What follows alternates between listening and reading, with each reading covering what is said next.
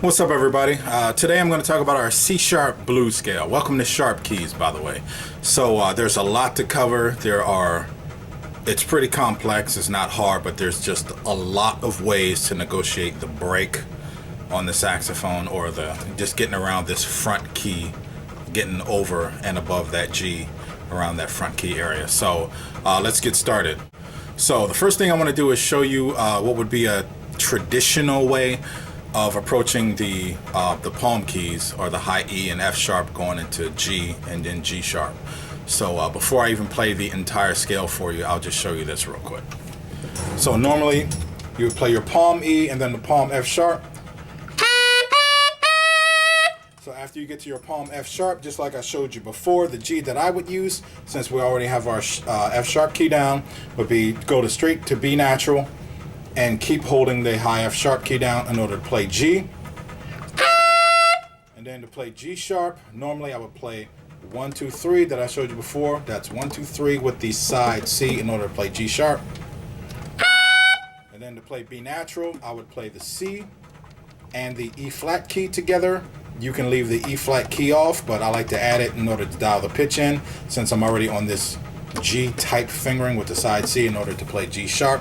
I can just keep that down and then go straight to the E flat key to play B natural, and then for C sharp I'll play the B natural key. So here's the G sharp, B natural, C sharp. Piece of cake. So another way around that,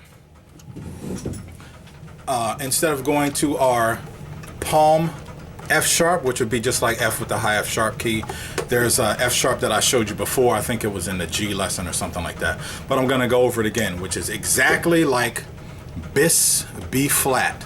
All you do, bang, keep the high F sharp key down, and then you're playing F sharp.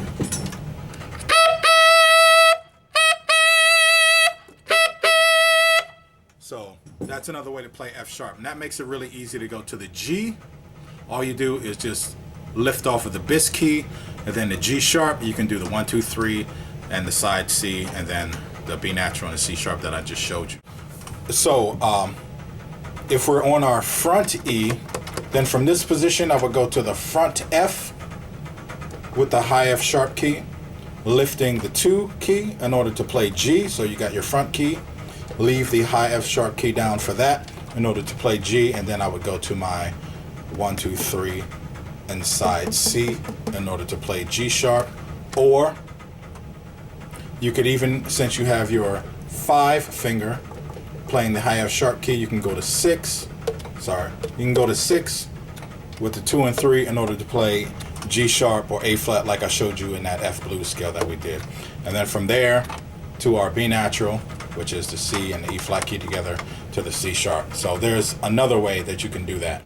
So I'll play it for you using the front E to the front with the F sharp key, to the G with the front and the high F sharp, to the A flat, which is 2, 3, and 6, and then I'll go to the B natural and then the C sharp.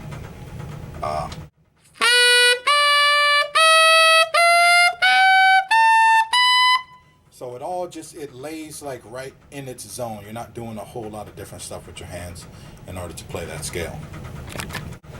Alright, so those are a few ways that you can negotiate around that area playing that scale. Now, this is where it starts to get very creative.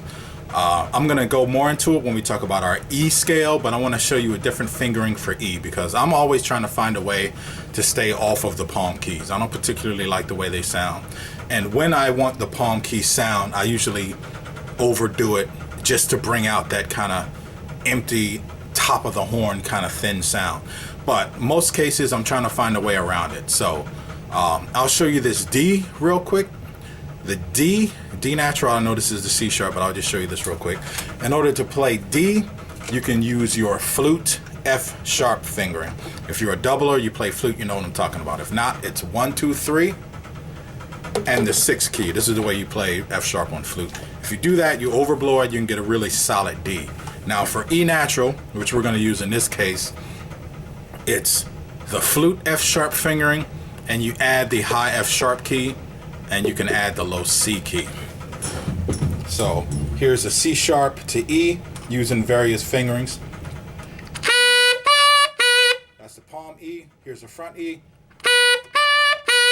and then here's the flute F sharp with different fingerings E.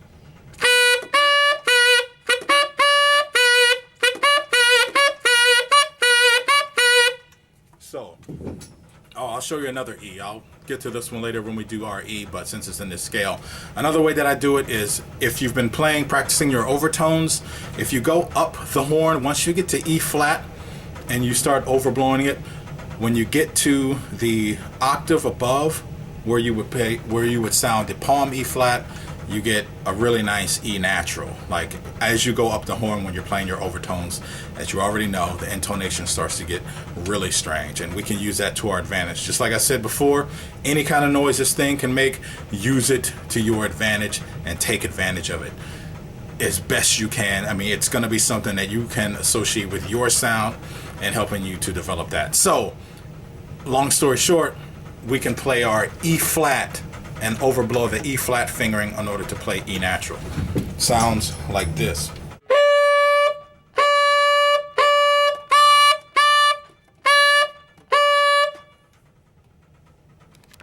So those are all those different E fingerings that we have. I'll go more into that when we talk about our B scale, because then you get your E, F, F sharp, and then up the scale. So with the flute F sharp, in order to play E fingering that has the high F sharp and the low C, you can get a really nice multiphonic with that. So I'll play that for you now. So 1, 2, 3, 6, F sharp key and low C.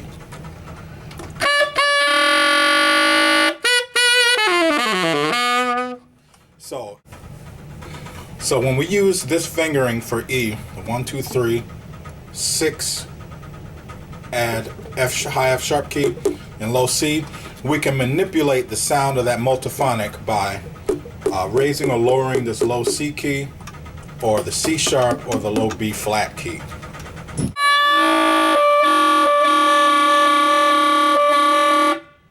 Something like that. Now that I've shown you that, I'm going to show you another thing that's really weird. It's another fingering for F sharp, which is 1, 3, 4, 6, and low C. Why is that important? In this case, it's important because of the position that we already have our fingers in.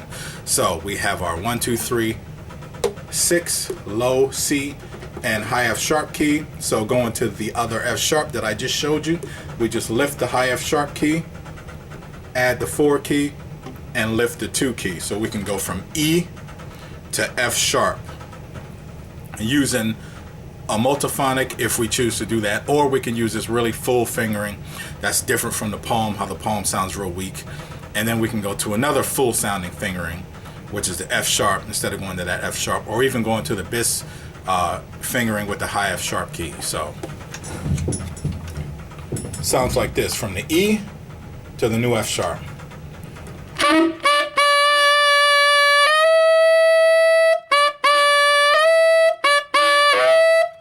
So you can hear where the timbres start to get really creative. You can use a lot of that or variations of it to express yourself. So from there, if you notice, we can get a multiphonic from this fingering also. The 1, 3, 4, 6, and the low C. Playing that F sharp, we can get a nasty multiphonic.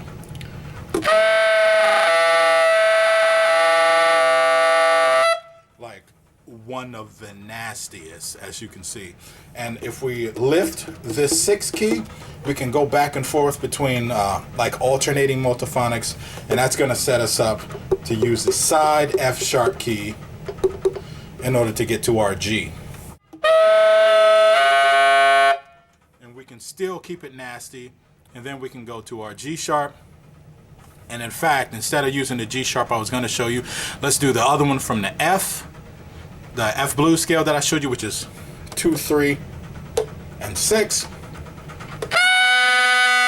And then we get a multiphonic with that one, and then we can clean it out a little bit with our B natural and C sharp.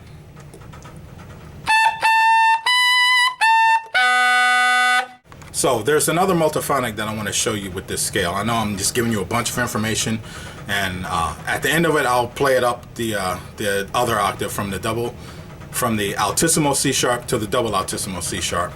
But first, I want to show you this other really nasty multiphonic. Now, if you remember back, I showed you the G natural, which is the B natural, and the high F sharp key. So what we're going to do now when we're on that G is we're going to add our side C in order to play G sharp. And we're not even going to remotely worry about intonation or anything, because we're just going to try and get this multiphonic to happen.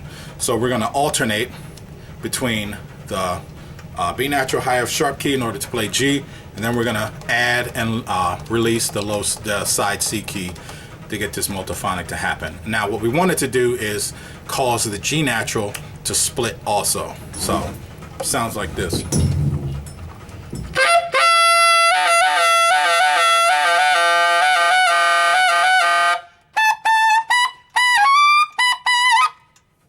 So yeah, you can have a lot of fun making a lot of noise with this key, man. Told you sharp keys were going to be interesting, and now we have a framework for a lot of stuff that we can do in the sharp keys that we couldn't do in the other keys when we're playing around with our blues scale.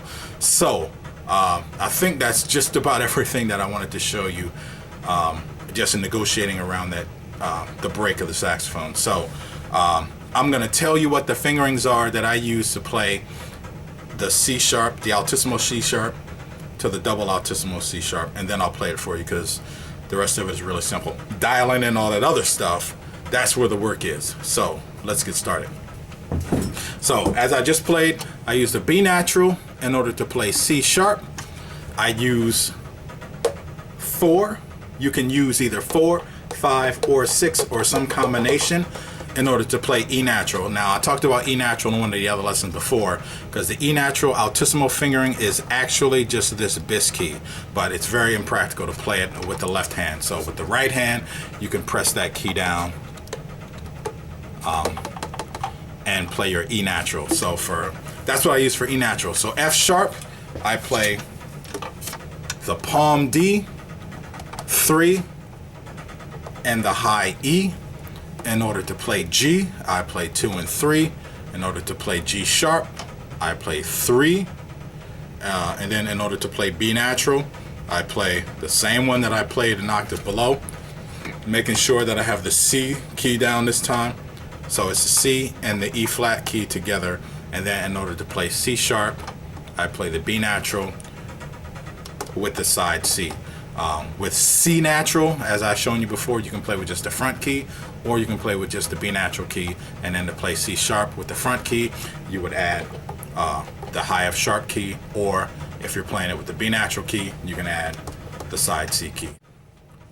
Or you can do the B natural and the high F sharp key in order to play the C sharp. So here we go.